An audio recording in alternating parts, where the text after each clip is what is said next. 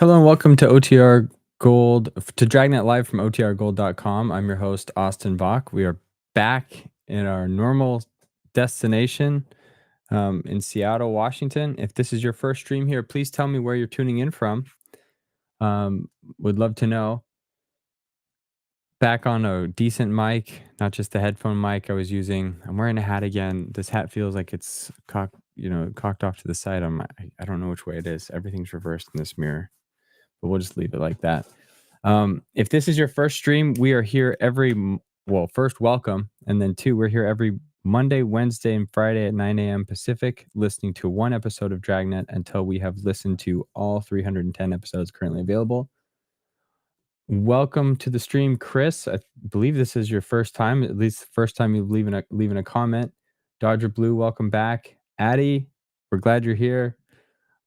We noticed we didn't see any comments from you on Wednesday, so we were all wondering what's happening. Hey, Thomas, Film Noir, and Life with Roscoe. Welcome. Hope to see a few more friends roll in here. Today we're going to be listening to episode 45. The title is The Big Trial. As is becoming the usual, I don't have the historical context dialed up beforehand, so we'll cover those at the end. I'll tell you what happened the week before this episode was broadcast. And then also at the end of the episode today, I will we're going to stream a movie tonight. I'll announce what that movie is at the end. Al. Welcome, Al. I'll highlight this one down here. So let me just also mention that during the live stream, I have the comments pinned up here on the side. I haven't mirrored my screen, so this is probably why it feels weird. The comments will be pinned up here on the side. If you want to participate in the chat, you need to be streaming from the OTR Gold YouTube channel. So if you're watching this on Twitch, Facebook, or our OTR archive channel, check the link in the description. It'll take you there and you can participate in the chat. Relevant questions to the show, to Dragnet, or to the episode specifically, I will highlight down below. Everything else, I'll just, it's fine to go off topic, but it'll just stay in the side for people to interact with.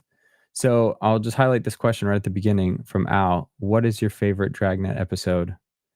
And I'm going to pose this to everybody, so please share yours in the chat. I think so far, of the 45 or the 40-ish episodes that we've listened to since we started this live streaming endeavor, I think one of my favorites is still probably the missing persons episode, just because it kept me guessing what was happening. So if you have, I won't spoil anything, but if you haven't listened to it, go back and listen to it. I think it's one of like the first 10 or something episodes, but it's really, really good in my opinion. Also, we're doing a giveaway on this channel. We're giving away these vintage style Bluetooth radios. And if you want one of these, or if you want to be entered in to win this radio, there's also a pink one and a forest green one. We're gonna give it away when we hit 4,000 subscribers. So we're currently at 3,680.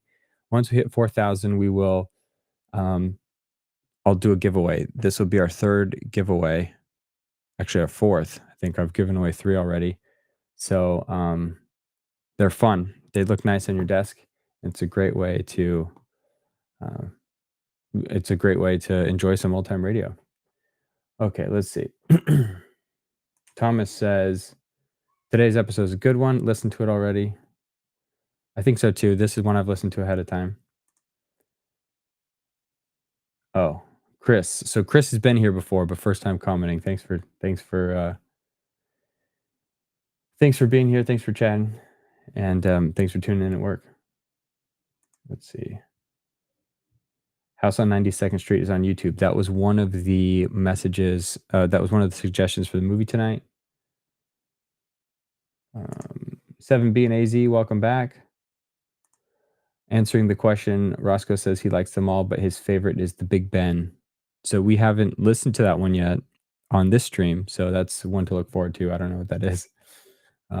Who's the kid in the hat? This made me laugh when I saw this because Addie thought I was young till she saw me without my hat, and then she said, "Oh, you're older than I thought."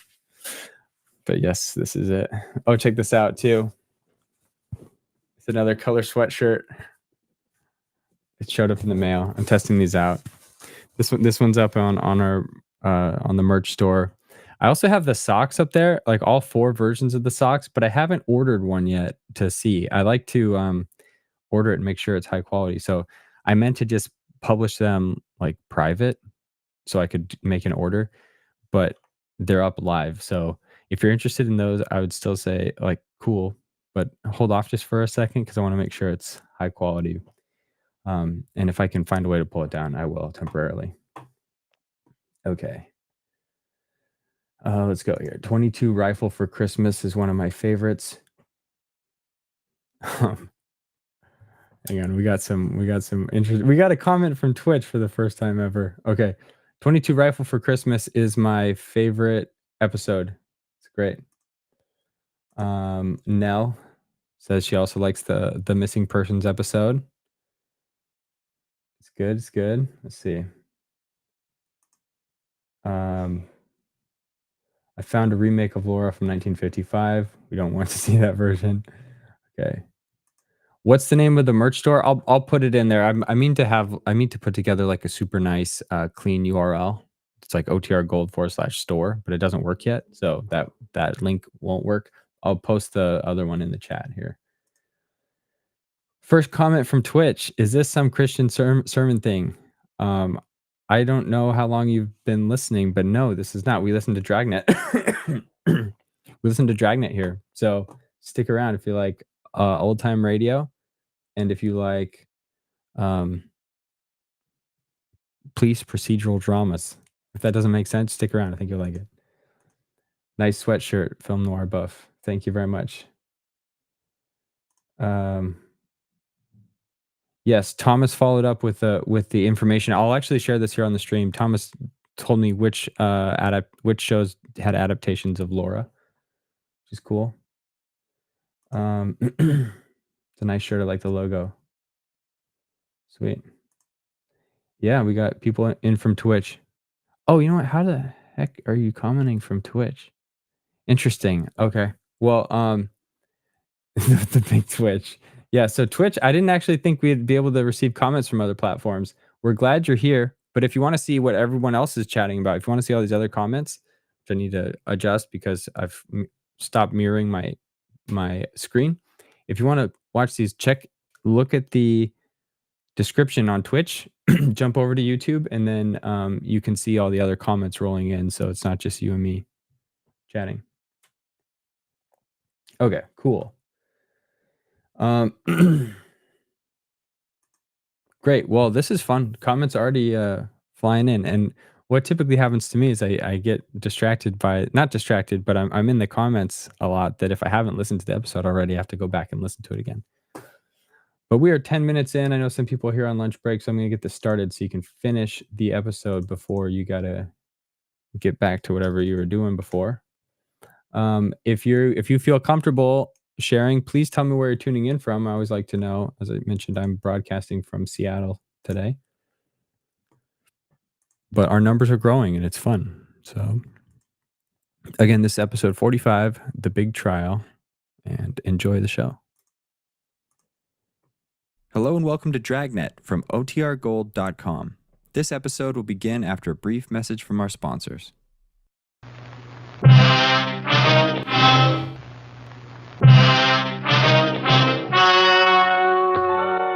The story you are about to hear is true. Only the names have been changed to protect the innocent. Fatima Cigarettes, best of all long cigarettes, brings you Dragnet.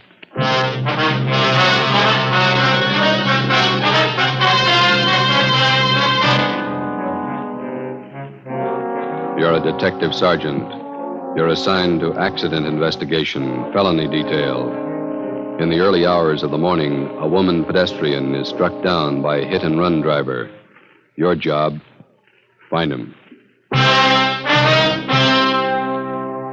If you want a long cigarette, smoke the best of all long cigarettes. Smoke king-size Fatima. Fatima is the long cigarette which contains the finest Turkish and domestic tobaccos superbly blended to make Fatima extra mild. And that's why Fatima has a much different, much better flavor and aroma than any other long cigarette. That's why Fatima has more than doubled its smokers coast to coast. So enjoy Fatima, the best of all long cigarettes. It's wise to smoke extra mild Fatima. It's wise to smoke extra mild Fatima.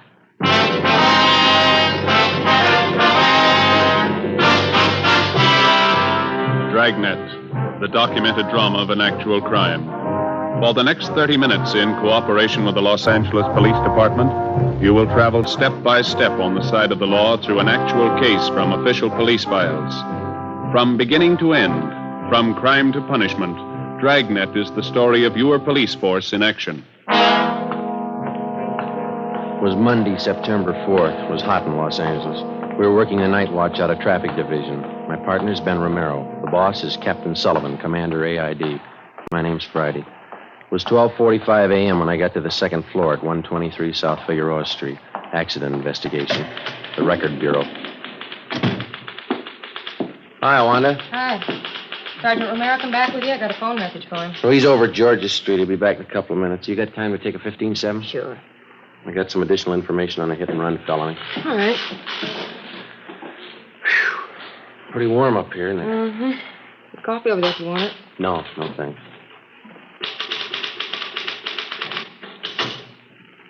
All right, officer's memo. Subject? Investigation of hit-run felony.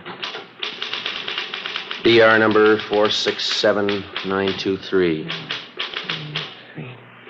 Location, 7th and Carondelet Streets. It's Carondelet. Mm-hmm. September 3rd, 11:15 p.m. Division reporting, AID. Division of occurrence? Central. Hmm? Central. Date and time occurred, September 3rd, 11:15 p.m. Location of occurrence, 7th and Carondelet. Is this going to run long, Sergeant? Oh, page and a half. Go faster in shorthand. I can transcribe it later. All right. Excuse me. This is for Captain H.W. Sullivan, commanding AID. Mm-hmm. Sir, on the above date at 11:20 p.m., the undersigned officers went to the corner of 7th and Carondelet Streets in response to an ambulance follow-up traffic. Mm-hmm. On our arrival there... You got any matches, Wanda? Yeah, here you are. Oh, okay, thanks. On our arrival there, we were met by 11T. We witnessed ambulance attendants placing an unconscious woman in an ambulance. She appeared to be critically injured. The victim was removed to Georgia Street Receiving Hospital. All right. We then interviewed a man who identified himself as Chester J. Crawford, 540 Green Oak Drive. He stated that he was acquainted with the injured woman and that her name was Sheila Gordon, Gordon, 7832.5 7th Street. Crawford told us that he was taking her home from a dance. And they arrived at the intersection of 7th and Carondelet Streets at approximately 11:15 p.m. 15. Okay? Yeah. Crawford further stated that while he and Sheila Gordon attempted to cross the intersection, an automobile headed west on 7th Street went through the red traffic light. Right. Did you read that last part back? Attempted to cross the intersection. An automobile headed west on 7th Street went through the red traffic light. Okay. Crawford told us that he jumped out of the path of the car and tried to pull Miss Gordon with him. He said that the car struck her down without slowing down, continued out 7th Street, and disappeared. Wait a minute. Oh, I'm sorry. And disappeared. Okay. Crawford stated the hit-and-run car was either a Dodge or a Plymouth, but it could have been either last year's model or this year's. He described the car... Is too fast, boy? That's all right. He described the car as either light blue in color or bluish green.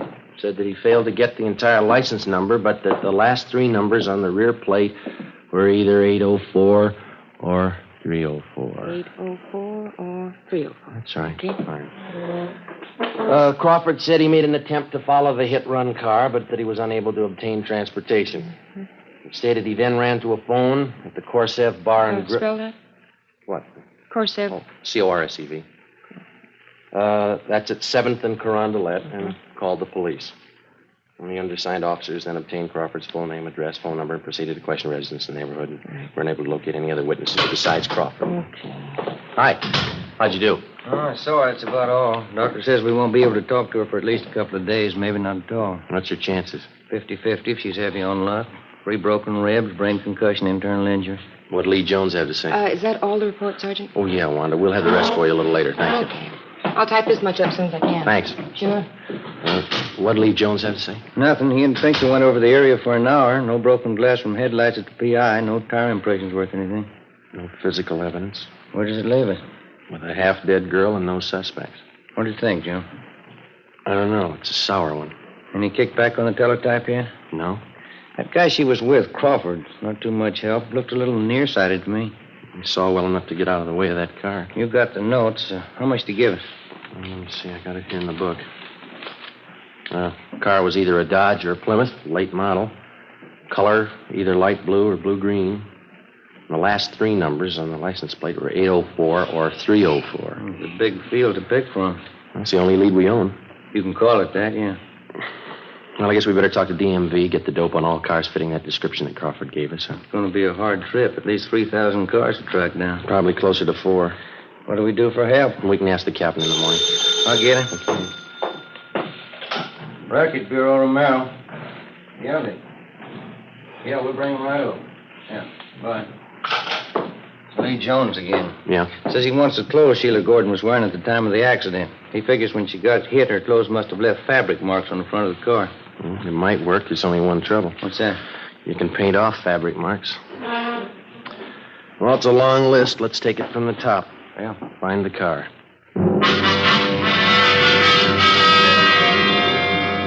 Tuesday, September the 5th. We called Mark Benson at DMV and asked for full information on all vehicles fitting the general description of the hit-run car. We went back and talked to the only witness to the hit-and-run, the victim's boyfriend, Chester Crawford. He could add nothing to what he had already told us. There was no response to the local teletype and the all points that were sent out the night before. Garages, auto repair, and paint shops throughout the city were also alerted. Meantime, at General Hospital, the victim, Sheila Gordon, was still close to death. The search for the hit-run car went on. 2 days passed. Thursday, September 7th, the information we requested from DMV was being checked out and compiled. Ben and I met with Captain Sullivan. That's the last of them, Skipper. All the cars in this area that fit the general description of the one we're after. You just get it? Yeah. How many cars did they list? 4,620. You more than you expected, eh? Yeah. No chance at all of narrowing it down? None that we can see, no. Terrific order. Well, we tried to figure it from every angle. Now we can do it 2 ways. Yeah? We keep the alert on for the hit-run car around the divisions, all the garages in town, the auto repair shops. In other words, we can wait it out. Maybe we'll get the guy, maybe not. Yeah? Or we can check out every one of the cars on this list and the registered owners. Well, the first way isn't going to do the job. We know that. 4,600 cars. How much help will you need? About 30, 40 men. How long? A couple of weeks, maybe more. All right. I think I can get them from Metro Division. When do you want to start? First thing tomorrow. Okay, I'll set it up. All right, Skipper. Thanks. Hey, excuse me, Joe. There's a lady out here to see you. Okay, thanks. We'll check you in the morning, Skipper. Right. That's her over there. Thanks. My name's Friday, ma'am. This is Sergeant Romero. How do you do? I'm Dora Lytell, Sergeant. I'm Sheila Gordon's landlady, the girl in the accident. Yes, ma'am. Well, Mr. Crawford, he was with Sheila that night. He told me about you, and he said he thought you might be able to help. How do you mean? Well, it's a long story. See, when Sheila Gordon first came to live at my rooming house, she was a good girl like the rest. Lately, well, her being sick now and all, I don't like to say it. Yeah? Well, frankly, last few months before the accident, Sheila just went bad completely. I don't think I follow you, ma'am. Oh, you know, carousing, all kinds of men, visitors, had a different man in her apartment every night. Well, we're investigating a hit-run case, ma'am. Sheila gets out of the hospital. Hate to talk about her when she's sick like this, but when she's all right, I don't want her back in my rooming house. I'm afraid that's none of our business either, ma'am. But if you could talk to Sheila, persuade her to move from my house, I don't want any wrangle with the rental board again. Couldn't you talk to her? I'm sorry, there's nothing we can do, ma'am. You better talk to her yourself. It'll just be another row like the last time. Shameless woman. I don't want Sheila Gordon back in my house. I'll go to that hospital myself and tell her. She's a pretty sick girl. It's not my fault. Go right over to that hospital and tell her what I think of her. She's hurt pretty bad. So am I. She's hurt me. What's the difference? You haven't been run over by a car.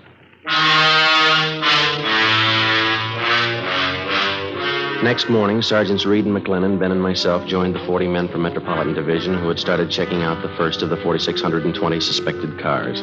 The detail was broken down into teams, and each team was handed a list containing the names of 100 registered car owners. It was a long job and a dull one. Dozens of people weren't at home when we called. We had to rig up a system of checkbacks for each one of these. Some cars had changed hands 2 and 3 times. That meant more checking. By the end of the second week, we'd gone through more than half of the 4,600 names on the list. By the end of the fourth week, we had less than 1,000 to go. At the General Hospital, the victim, Sheila Gordon, was pronounced out of danger and recovering. We questioned her, but all she could tell us was that she thought the hit-and-run car was a dark color. The search went on. Monday, October 6th. Ben and I spent a 10-hour day checking a list of car owners south of town. It was 6:35 p.m. when we got back to the office.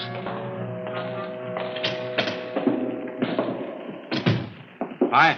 Hi, Reed. How'd you do today? Fair. Looks like we got one. What do you mean? Guy's name is Ralph Angelo. Let's see.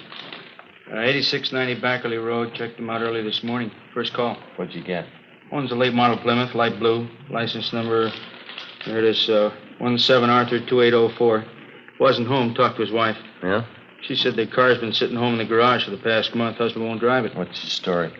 Told her there was something wrong with it. He was going to trade it in. McLennan and I tried it. Car's in first-class shape. What about the front end of the car? Pretty clean. One of the bars in the radiator grill slightly bent. Soft crease on the hood. Another one in the right fender. Did you bring the car in? Yeah. Crown has been working on it since lunch down the garage. Anything else? Found a gas receipt in the glove compartment. Dated September 3rd, night of the accident. Where's Angelo now? Santa Barbara, business trip. Due home tonight about 10. McLennan and I will pick him up then. See what he's got to say. That sounds good. How many possibilities does that make, Joe? Well, let me see. Out of 3,700 we've checked, about 4 good ones. I'll get that. Accident investigation, Friday. Hi, Joe. This is Lee Jones. Yeah, Lee.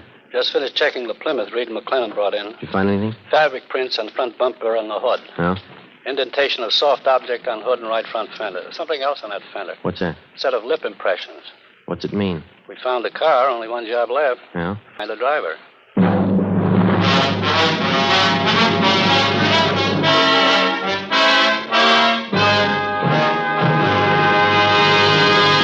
You are listening to Dragnet, the case history of a police investigation, presented in the public interest by Fatima Cigarettes.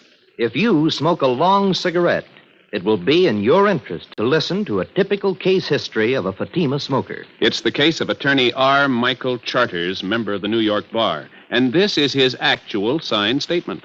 Lawyers are always working against time. Long hours mean smoking more, and that's why I prefer extra mild Fatimas. I recommend them to anyone who likes a king-size cigarette.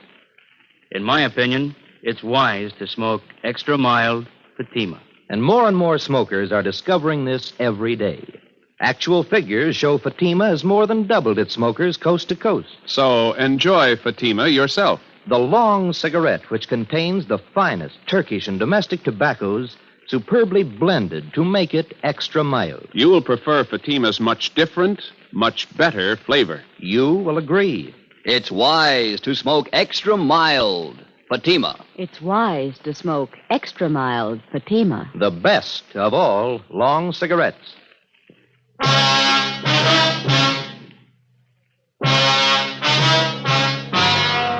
Monday, October 6, 10 p.m. Suspect Ralph Angelo was picked up at his home by investigating officers and brought downtown to the interrogation room. Sergeants Reed and McLennan, Ben, and myself questioned him for 3 hours. At 1:30 a.m., we took Angelo to the county jail where he was booked on suspicion of 501 vehicle code, hit-and-run felony. The next morning, we obtained a warrant from the district attorney's office, and later that day, Ralph Angelo was arraigned in Municipal Court Division 7. The date was set for his preliminary hearing in municipal court. Sheila Gordon recovered from her injuries and was released from the general hospital. On October 10th, the preliminary hearing was held.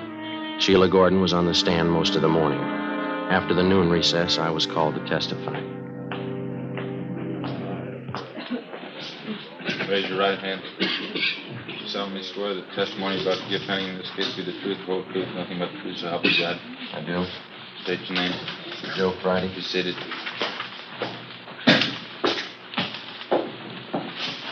State your name, please. Joe Friday, Your address. 4656 Collis Avenue. Your occupation. I'm a police officer in and for the city of Los Angeles. Are you one of the investigating officers assigned to this case? I am. Did you have a conversation with the defendant regarding this case? I did. Where? In the traffic division at 123 South Figueroa Street. Who's present? The defendant, Sergeants McLennan, Reed, Romero, and myself. Were the statements made by the defendant free and voluntary? They were. Was there any promise of immunity or reward or the use of force or violence to induce him to make the statement? No, there was none. Can you tell the court the extent of the conversation at that time? Well, first of all, I asked him if he was the registered owner of a 1948 Plymouth automobile, California license number 17 Arthur 2804. He admitted that he was. And then I asked him if he was driving that car on the night of September 3rd. He said he was, but that he did not drive anywhere near the location of the hit-and-run felony that night at 7th and Carondelet Street. Did the defendant tell you where he drove his car that night? No, sir. You asked the defendant where he drove his car that night of September 3rd? Yes, I did. And what did he answer? Well, he said, it's none of your business. Did you persist in this line of questioning? Yes, I did. The defendant continued to refuse to give you the information? That's right. Did the defendant state where he was on the night of September 3rd, between 10 p.m. and midnight? He refused to tell us. You advised the defendant at that time that his car had been impounded for investigation? That's right. Did you advise him that several points of incriminating evidence had been found in the car? Yes, we did. And what did he say in answer? Well, he said, you can't prove a thing. I wasn't near the place. You can't prove a thing. Was that the extent of the conversation between you and the defendant? It was. Thank you, that's all. Counsel for defense? No questions, Your Honor. Leland Jones, come to stand.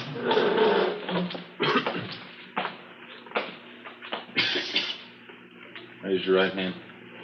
You solemnly swear the testimony about to give pending in this case be the truth, the whole truth, nothing but the truth, so help you God. I do. State your name. Lee Jones. Be seated. Your occupation? I'm a police officer in and for the city of Los Angeles. What particular detail are you assigned to? I'm a lieutenant in charge of the police crime laboratory. Well, counsel for defense stipulate the witness is a qualified forensic chemist? So stipulated. Mr. Jones, you are the commander in charge of the police department's scientific investigation division, is that correct? Yes, yes. Jones, I will show you a photograph of an automobile. California license number 1782804 to be marked People's Exhibit C. Have you ever seen this car before? I have. Where and when did you see it, please? I saw it at the traffic division garage, 123 South Figueroa Street, Monday, October 6th this year. Did you make an examination of this car at that time? I did. What did the examination consist of? And what were your findings? I made a systematic examination of the car using oblique lighting from a 500-watt photo flood lamp and a bell-type reflector. I found the following evidence. On the front bumper of the car, I found fabric marks consisting of 51 threads to the inch. I then took a perpendicular photograph of those marks with a copy camera. Here is a photograph of that portion of the bumper containing those marks. Now, I wish this photograph be marked People's Exhibit D for identification. Let it be so You marked. proceed, please, Mr. Jones. What else did you find in your examination of the defendant's car? I found fabric marks on the cowling of the car, extending back under the hood. These marks were made by fabric having a weave of 38 ribs to the inch. I have here a photograph of those marks. Thank you. Now, I'm going to ask this photograph to mark People's Exhibit E.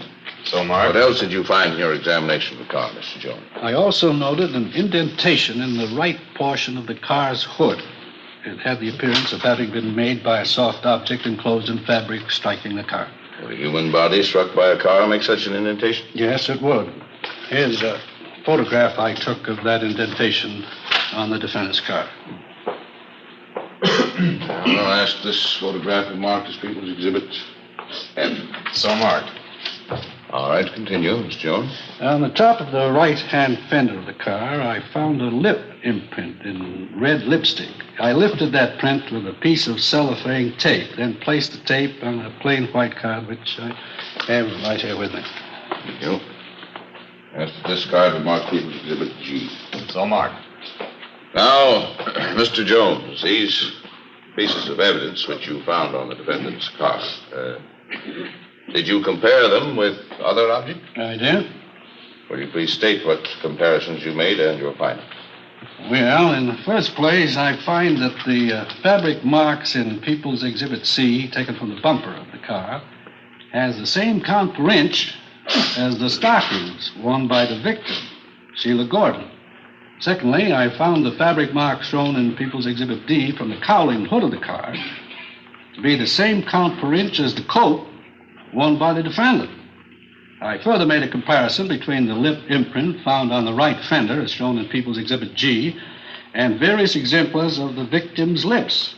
She made the exemplars by placing her lips against heavy, stiff white paper. I have those exemplars with me. Ask they be marked as People's Exhibit H. So marked. Now, may I ask, how did the lip imprint taken from the defendant's car compare with these sample imprints made by the victim's lips? I found that there were 17 points of similarity between the two. These points of similarity consist of various small lines or wrinkles which match identically, as may be seen in the photographs. Jones, do you have an opinion as to the origin of the lip imprint on the defendant's car as shown in People's Exhibit G? I do. What is that opinion? It's my opinion that the lip imprint on the defendant's car, as shown in Exhibit G, was made by the lips of the victim, Sheila Gordon. With me. Now, Mr. Jones, we recognize, of course, that you're a qualified forensic chemist. But are you going to set yourself up as an expert on women's lips, too? Well, I've done some research in that department, too. Mr. Jones, isn't it possible that any number of lip imprints made by different people would look exactly alike? No, it is not possible. There are no two things in the world exactly alike. There are no two sets of lip imprints alike. Well, anyone who's been around at all would know that. That's all, Mr. Jones. Thank you. The people's case, Your Honor. Counsel for the defense? We will not offer any defense at this time, Your Honor. It appears to me that a felony has been committed and reasonable cause to believe that the defendant committed it.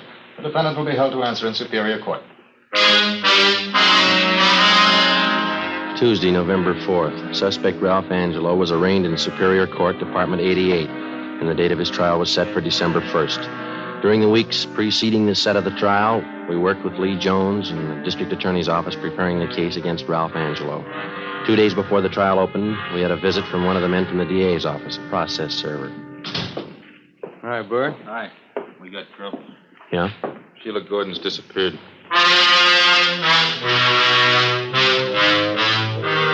Wednesday, December 1st, Ralph Angelo's trial opened and Sheila Gordon was called to the stand. She failed to appear. We checked her few known friends in the city. They couldn't help. She had disappeared from her new address and taken everything with her. A bench warrant was issued by Superior Court for Sheila Gordon. The deputy district attorney succeeded in having the court grant a delay in order to find the missing girl, in this case, the complaining witness. Meantime, we got out a local broadcast and an APB. We got missing persons detail to help out in the search. Still no sign. Ralph Angelo's lawyer asked the court for a dismissal of the hit-and-run felony case because of Sheila Gordon's failure to appear. On December the 8th, the court ruled on the motion. Regarding the motion by the defense for dismissal of hit-and-run felony charges against Ralph C. Angelo, because of the prosecution's failure to produce the complaining witness, to which Sheila R. Gordon, the court feels it would not serve the interests of justice to continue the case. Case dismissed. The search for Sheila Gordon went on. Behind us, we had logged 3 solid months of police work, checking and running down more than 4,000 cars. Hours of labor in the crime lab. More hours pounding the pavement, questioning people, checking, rechecking. Without a trial and a conviction, it didn't mean a thing. 3 days before Christmas, we received information that the missing girl was living in a small town south of Los Angeles. Ben and I checked the address. What was the apartment number? 7A, wasn't it? Oh, yeah. I'll get it.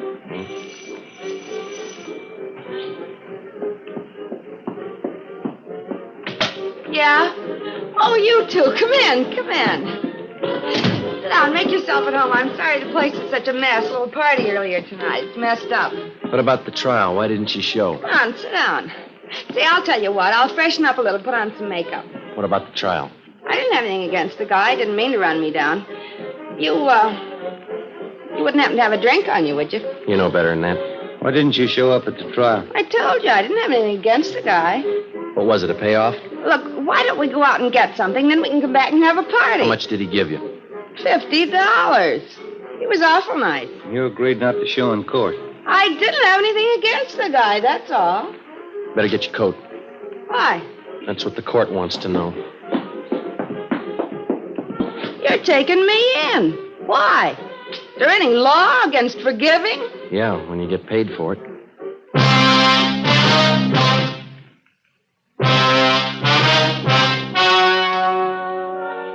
The story you have just heard was true.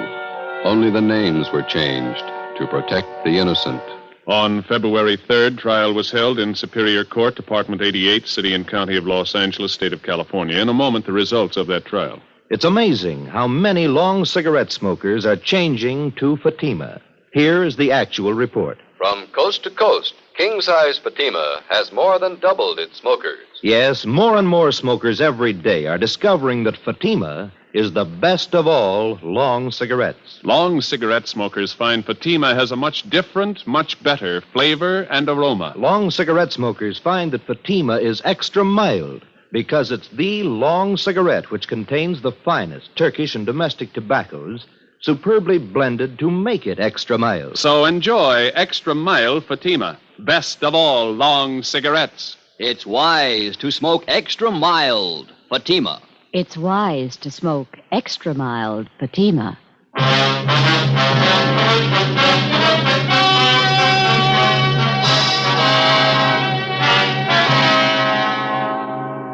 Sheila Gordon was returned to Los Angeles, and a new date was set for the trial of Ralph Angelo. Subsequently, he was tried and found guilty as charged. Angelo was also tried, along with Sheila Gordon, for compounding a felony. They were both convicted and received the sentence as prescribed by law. They are now serving their terms in the state penitentiary. You have just heard Dragnet, a series of authentic cases from official files. Technical advice for Dragnet comes from the Office of Chief of Police W.A. Wharton, Los Angeles Police Department.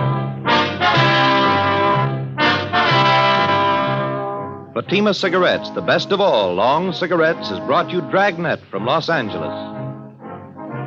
The Halls of Ivy is especially pleasant listening tomorrow on NBC.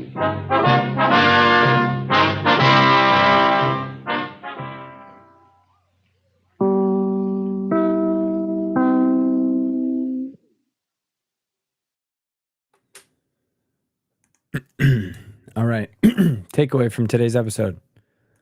Don't take money from someone In exchange for not pursuing charges, you will also get thrown in jail or charged for something. That was a bit that I learned yesterday when I was listening to that. Okay. Let's see here. Yes. Sam says what we Brits call concealing offenses nowadays as opposed to compounding. Yeah. Don't be bribed to not take people to court. Okay, so we had a fun chat today. Some really great, top-notch, high-quality jokes being shared there. If you missed any, you should scroll back up. Particularly the one about the garden. Just kidding. Okay.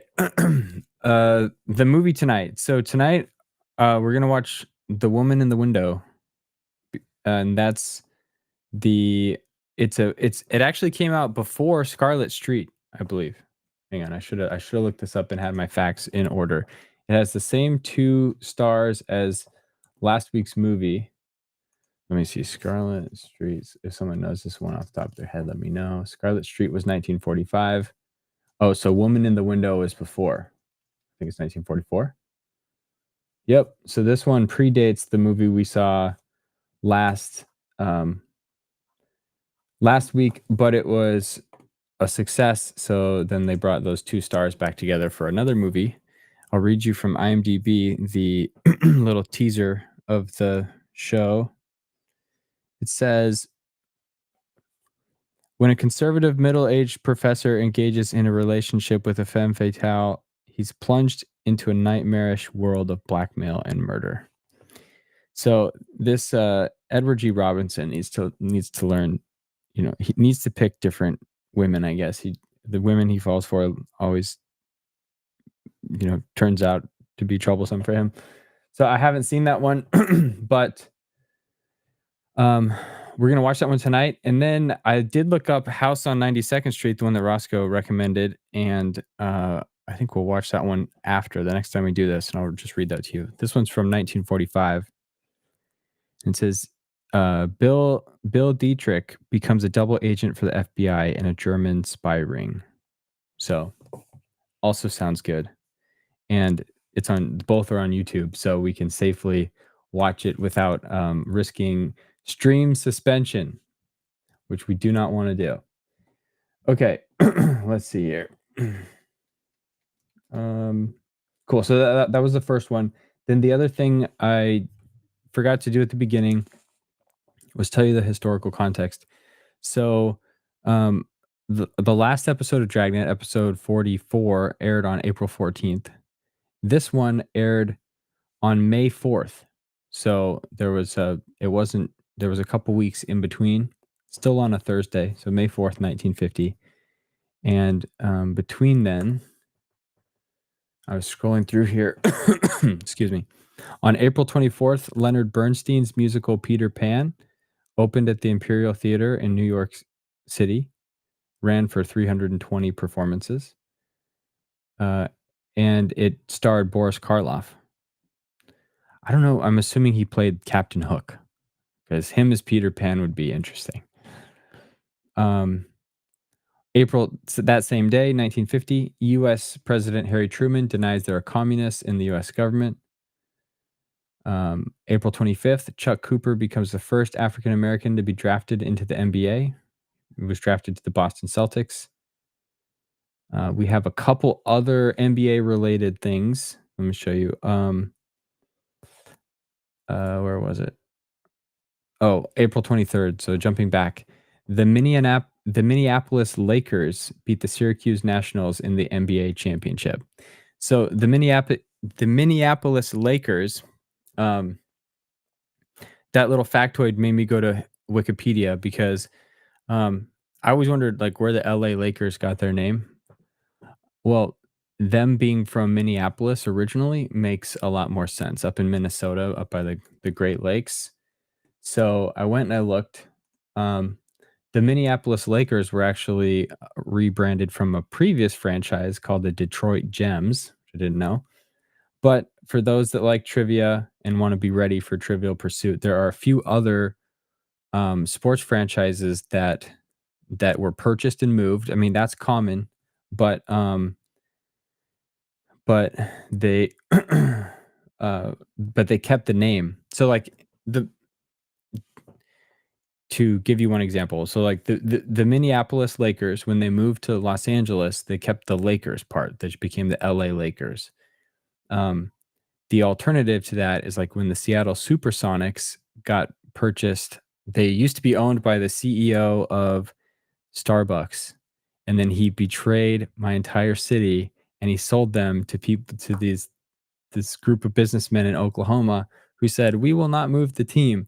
And they very quickly moved the team to Oklahoma. But in that case, they didn't, it's not the Oklahoma Sonics anymore, Supersonics. They changed it entirely, which makes more sense to me. Like, make it something about the region that you're in. They became the OKC Thunder, so Oklahoma City Thunder. Um, but interestingly enough, since they purchased the franchise, the championship that Seattle won when they were the Supersonics is now credited to the Oklahoma City Thunder. So I think I already covered that. Like, if you look up Oklahoma City Thunder, they have one championship, or I think they might have won since they moved to Oklahoma, but they have one from like the 70s. Well, that was the Sonics. That's really the Sonics. But aside from them, you also have the LA Dodgers. Is a Dodger Blue still on here? They were originally the Brooklyn Dodgers, and that was like the train Dodgers out in Brooklyn. So that's where that name came from. The Utah Jazz were originally the New Orleans Jazz, but they moved. And then one of the more recent ones now is the LA Raiders, moved from Oakland Raiders. But at least in that case, like, I don't know where Raiders came from. I think they just picked it, you know. But yeah, so those are the four that I know about. If I missed one, I'm sure I did miss one. Please leave a comment down below so we can all improve our trivia base and dominate all our friends in the next trivia game. Let's see what we got here. Smash the like button, please. That would be great. Just scroll back up and see. What time for the movie tonight? I think 6 p.m. again, Pacific. So I'll post the stream trailer. The stream placeholder.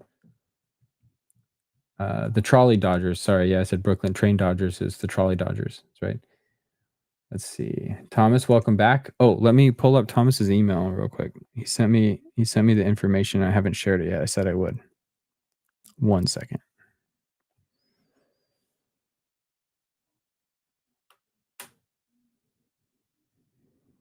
Come on. I opened up. Funny thing is, I opened up my. Oh, where did I go? Look at this. I opened up this iPad that I have, this old iPad, and it hasn't synced yet. And so the latest things that you can see. Come on, focus. Look at this from Friday. All these emails says like, "Hey, your live stream for Laura is now live on both channels," and then it says, "Oh, hey, live stream suspension." So that was. I did a double take when I opened it up. I thought, "What the heck? Did something else happen?" Sorry. Stay on topic. Thomas. Okay, so Thomas bought the Blu-ray version of Laura, and he says the radio adaptations that were included on that Blu-ray, there were 2 from Lux Radio Theater. So it's episode 469 from February 5th, 1945. And the other one is from Lux Radio, episode 866, aired February 1st, 1954. And also included are the Screen Guild Theater from August 20th, 1945, and the Ford Theater, May 30th, 1948. So if you want to look those up, you can thank Thomas for that information. Thanks for sending that to me.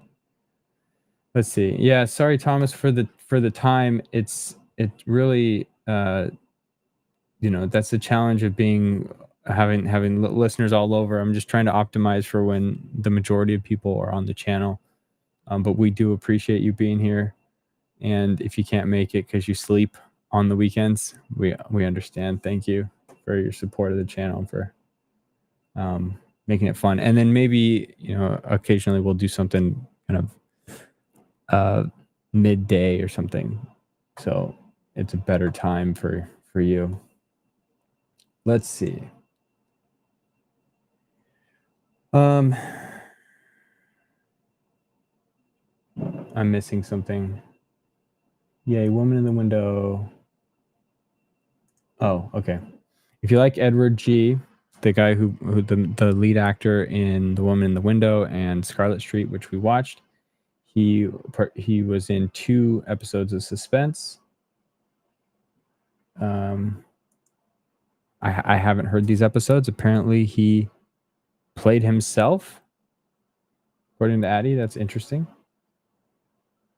Let's see. A team betraying a loyal city is awful. Agreed. It's sad. A matinee double feature we could potentially do. Okay, let's see.